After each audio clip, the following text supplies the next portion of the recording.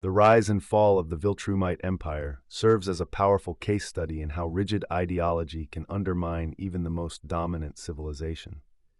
At the center of this collapse is Thragg, the Grand Regent whose unmatched physical strength secures his rule, but whose lack of wisdom and his failures nearly doom his species.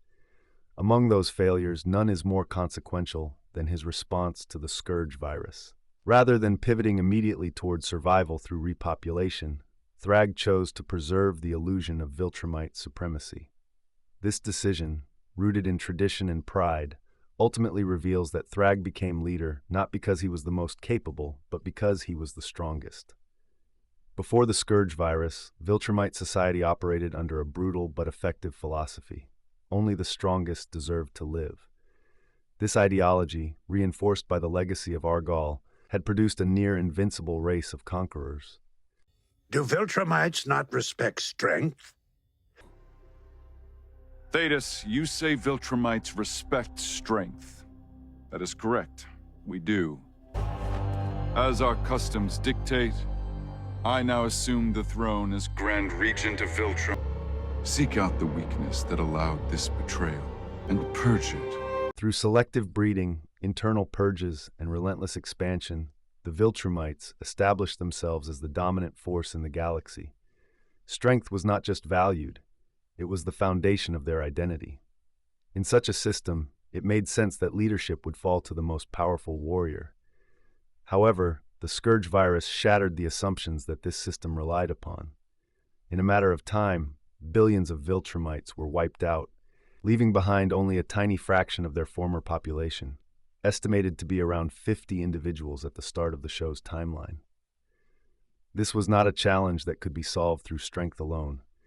It required adaptability, long-term planning, and a willingness to abandon old doctrines in favor of survival. In other words, it required wisdom. Thragg failed to make that transition. Instead of acknowledging the severity of the crisis and restructuring Viltrumite priorities, Thragg doubled down on the old ways. With so few of us remaining, it is the end of our race. 50? That cannot be true. It's true. That is how many Viltrumites remain. Right? We can beat them. If you guys were all spread so thin, barely holding your empire together, why continue with the whole conquering new planets thing? Thragg chose to maintain the Empire's image as an unstoppable force. The Viltrumites spread false rumors, concealed their losses, and continued to act as though their numbers were vast. This strategy was not entirely irrational. Fear can be a powerful weapon, and maintaining it may have prevented opportunistic rebellions from other civilizations. But it was, at best, a short-term solution to a long-term existential problem. What Thragg failed to grasp was that perception cannot replace reality. An empire built on the illusion of strength is inherently fragile, especially when its actual capacity for warfare and expansion has been drastically reduced.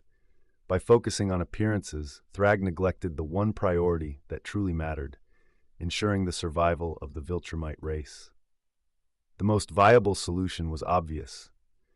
Viltrumites were genetically compatible with many alien species, capable of producing offspring that inherited their immense power.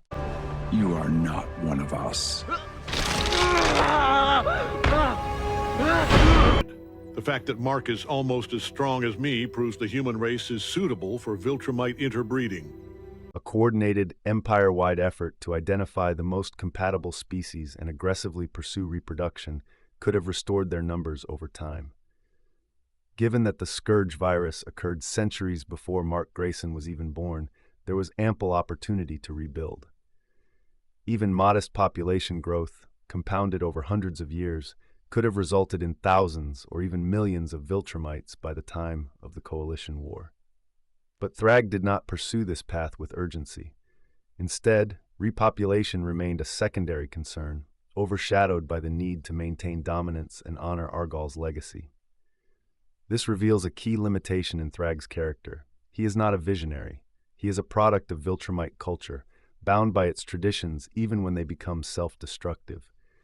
His respect and love for Argal, while admirable in a cultural sense, becomes a liability when it prevents him from adapting to new circumstances. Argal showed us this, taught us our true power.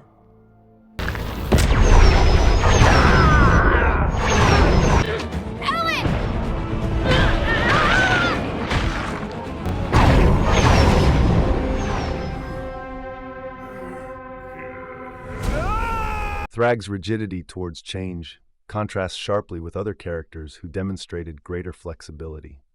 Nolan Grayson, for example, begins as a loyal Viltrumite but gradually questions the Empire's values after living on Earth.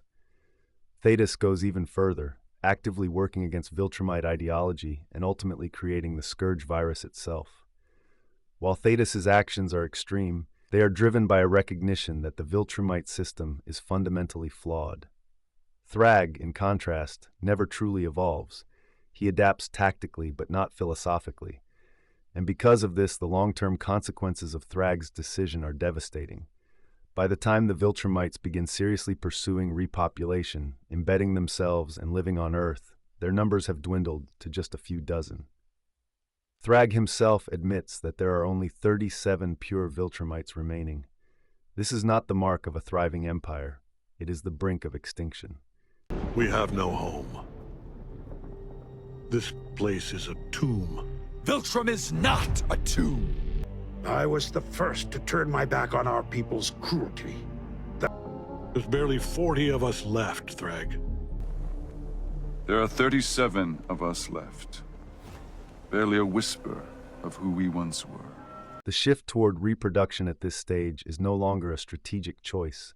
It is a desperate necessity. Even worse, this late pivot introduces new risks. The plan to repopulate now through humans on Earth creates so many complications, with the coalition of planets under Allen being their #1 problem.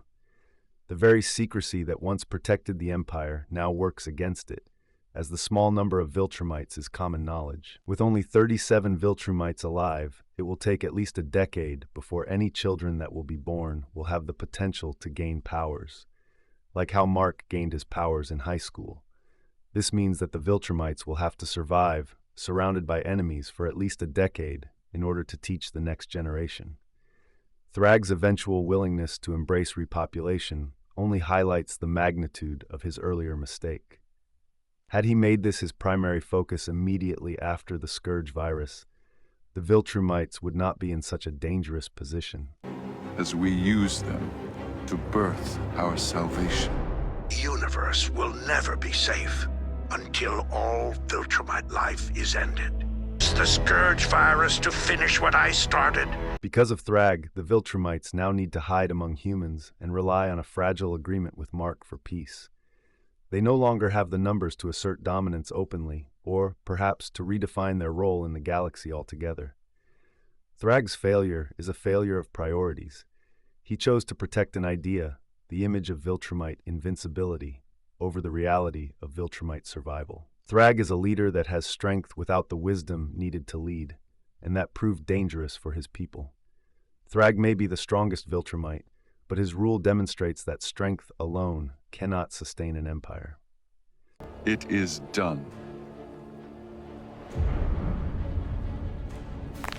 Yes, Grand Regent.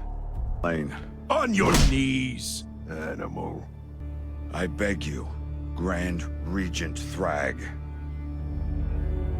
No. Thragg is the perfect product of a flawed system, elevated to leadership precisely because he embodies its values. Yet those very values become the cause of his greatest failure.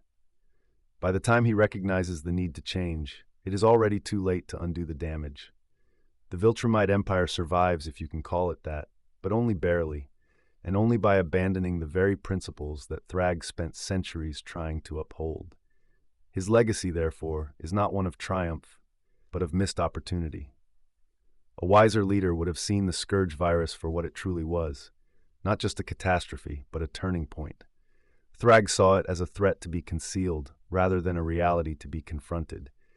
And in doing so, he ensured that the empire he fought so hard to preserve would never fully recover.